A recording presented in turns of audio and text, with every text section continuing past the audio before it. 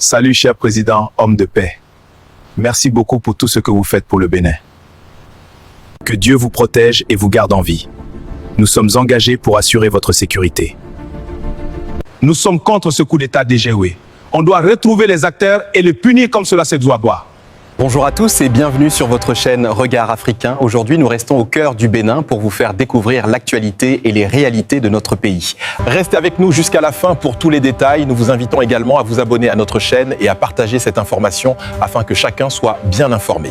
Le 7 décembre restera gravé dans la mémoire collective comme l'une des journées les plus déroutantes de l'histoire politique récente du Bénin.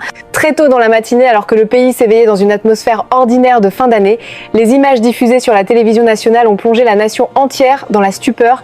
L'apparition du lieutenant-colonel Tigri, casque vissé sur la tête, fusil en bandoulière et entouré d'hommes armés, a immédiatement créé un climat de choc et d'incrédulité. Devant les caméras, l'officier supérieur a annoncé la création d'un prétendu comité militaire de la refondation, proclamant la suspension de la Constitution, la dissolution des institutions civiles ainsi que la fermeture immédiate des frontières du pays. En quelques minutes, l'équilibre institutionnel du Bénin semblait vaciller, prenant de court aussi bien les citoyens que les observateurs internationaux. L'annonce a provoqué une vague d'inquiétude à Cotonou, Porto Novo, Parakou et dans l'ensemble du territoire national, mais la confusion n'a été que de courte durée. Fidèle au président Patrice Talon, la garde républicaine a rapidement réagi pour reprendre le contrôle des sites stratégiques de la capitale économique. Les bâtiments institutionnels, les voies d'accès principales, les points de communication et les secteurs sensibles ont été sécurisés avec une rapidité qui a surpris même certains spécialistes des questions sécuritaires. Plusieurs sources concordantes indiquent que le Nigeria, partenaire sécuritaire majeur du Bénin, aurait apporté un soutien extérieur dans l'opération visant à neutraliser la menace. Dans le même temps, des frappes de drones non revendiquées officiellement auraient ciblé le camp de Togbin, où plusieurs mutins auraient trouvé refuge après la diffusion du message télévisé.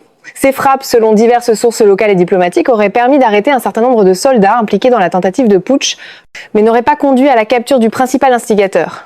Depuis la reprise du contrôle par les forces loyalistes, le lieutenant-colonel Tigri est devenu un fantôme, déclenchant une avalanche de rumeurs, de spéculations et de fausses pistes. Pendant plusieurs jours, son absence totale de communication et l'impossibilité de confirmer sa localisation ont alimenté un climat d'incertitude.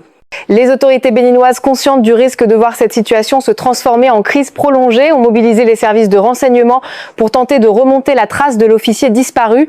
Selon une publication de Jeune Afrique, devenue rapidement le centre de toutes les discussions, Tigri se trouverait actuellement dans le quartier résidentiel de Lomé 2, au Togo, non loin de la présidence togolaise.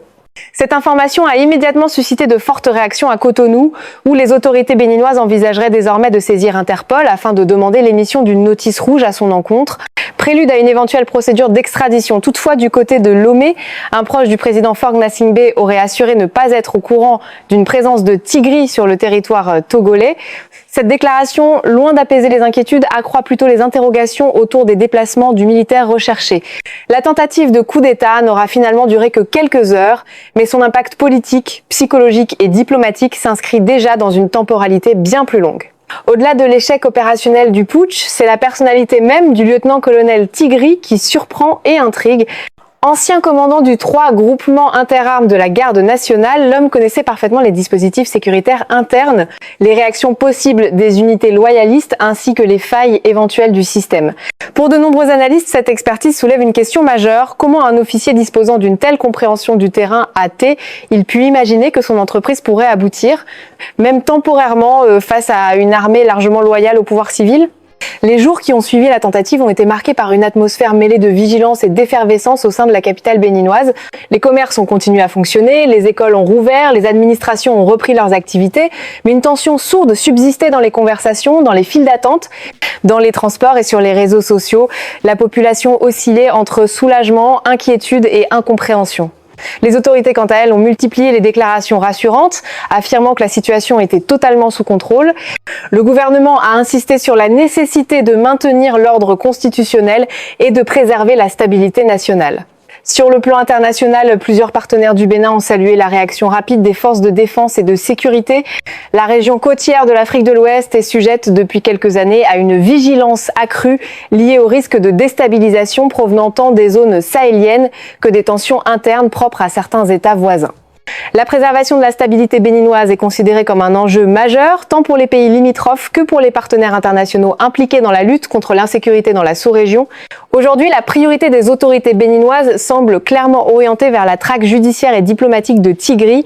Les procédures internes sont enclenchées, les interrogatoires se poursuivent et la reconstitution minutieuse de la chaîne de commandement impliquée dans cette tentative se déploie. Les conséquences politiques et institutionnelles de cet épisode continuent également d'être analysées, car un événement de cette ampleur ne peut survenir sans laisser des traces dans la mémoire collective et dans l'appareil d'État.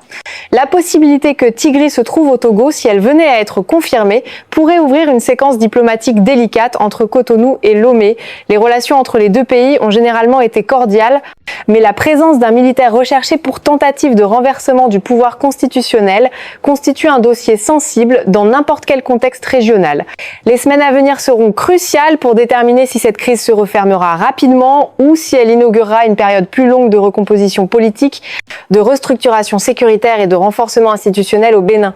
Alors que la vie reprend progressivement son cours normal, la société béninoise reste attentive, observant avec gravité les développements de cette affaire qui, malgré son échec rapide, aura révélé beaucoup sur la fragilité potentielle des équilibres politiques et sur la nécessité constante de préserver la paix, la stabilité et la cohésion nationale.